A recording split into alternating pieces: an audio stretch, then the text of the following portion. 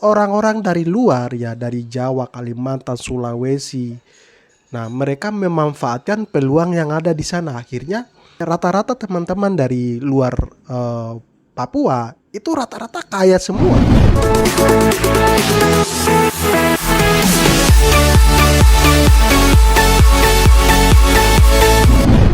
Padahal peluang bisnis atau usaha di Papua itu gede loh omsetnya. Betul sekali ya teman-teman.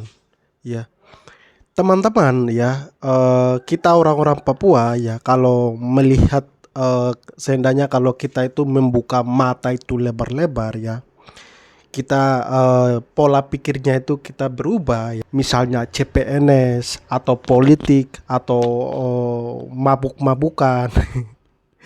Kalau kita tidak memikirkan itu, seharusnya ya, seharusnya kita bisa memanfaatkan sumber alam yang ada di sana ya teman-teman.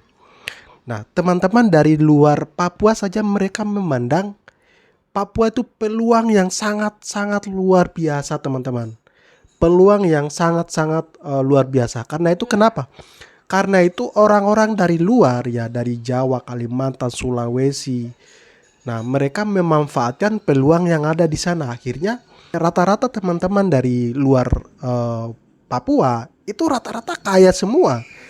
Karena mereka tahu peluang yang ada di sana itu, mereka mengambil kesempatan itu, sesuatu yang bisa menghasilkan cuan, mereka tekuni, mereka jalankan itu. Tapi yang kita orang-orang pribumi yang di sana, kita tidak pernah sampai memikirkan bagaimana caranya kita mengolah sesuatu yang ada di sana, atau kita bagaimana kita tidak pernah berpikir kembangkan sesuatu sumber daya alam yang ada di sana. Yang kita harapkan adalah CPNS, politik, ya, ikut rame ke sini ke sana, misalnya ada pemilu, ikut rame kayak goblok anjing. Jadi apapun ya saya mengatakan kalian terima ya. Kalian menerima karena itulah takdir kita yang sengaja kita buat-buat. Jadi saya punya teteh ya. Kalau di Papua biasanya bilangnya teteh. Kalau di Jawa itu bilangnya mbah ya. Saya punya mbah atau teteh. Nah, pernah memberi nasihat kepada saya waktu saya zaman sekolah. Beliau pernah mengatakan ke saya bahwa kalau kamu mau jadi sukses, kalau kamu mau jadi orang ya, kamu harus tinggal dengan orang-orang yang lingkungan yang keras, atau kamu tinggal dengan orang-orang ya, atau kepala rumah tangganya ya, atau bapaknya itu jeli dengan sesuatu yang hal yang kita kerjakan. Misalnya kalau kita salah, dia selalu marah. Nah, itu nasihat dari mbah atau teteh saya dulu. Nah, jadi apapun yang saya katakan sekarang, walaupun itu terdengarnya keras atau terdengarnya sakit ya, mendengar teman-teman Papua, teman-teman terima. Karena sesuatu yang sudah dirusak dari tahun ke tahun ya, sampai sekarang. Nah, saya berusaha keras bagaimana caranya memperbaiki hal-hal itu yang terjadi sekarang. Misalnya sesuatu hal yang terjadi di mata kita ya, yang terjadi di Papua, seolah-olah kita melihatnya itu cuma hal biasa.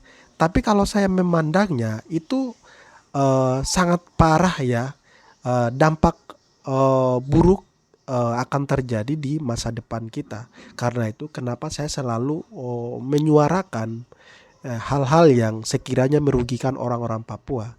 Jadi apapun itu saya katakan bodoh, SDM rendah, goblok ya, apapun itu saya katakan ya, teman-teman harus terima karena itulah kita, watak-watak kita orang-orang Papua. Menurut saya komentar ini sangat luar biasa ya, bagaimana menyadarkan kita ya.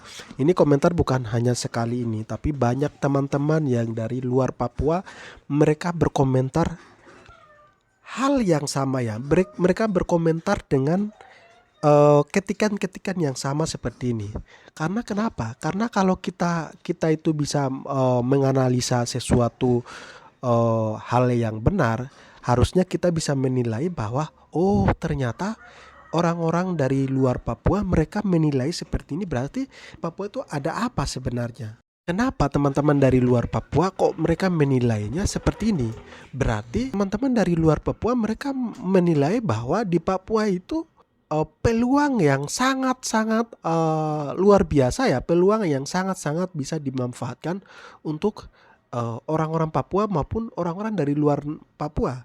Karena itulah orang-orang dari luar Papua mereka berbondong-bondong ke Papua untuk mencari cuan.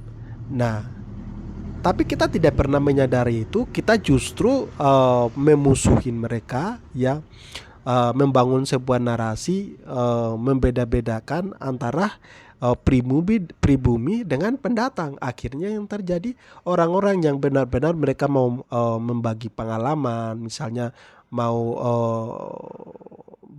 berbagi pengalaman di sana, yang mau mengajarkan orang-orang Papua, karena kita sering membeda-bedakan seperti itu, karena akhirnya orang-orang yang tadinya mau ingin berbagi pengalaman kepada orang Papua tapi jadi malas karena kita sering membangun narasi-narasi yang dimana memecah belah. Nah, itulah kenapa saya selalu mengatakan kita harus bersaing ya, harus berbaur dengan teman-teman pendatang yang ada di sana.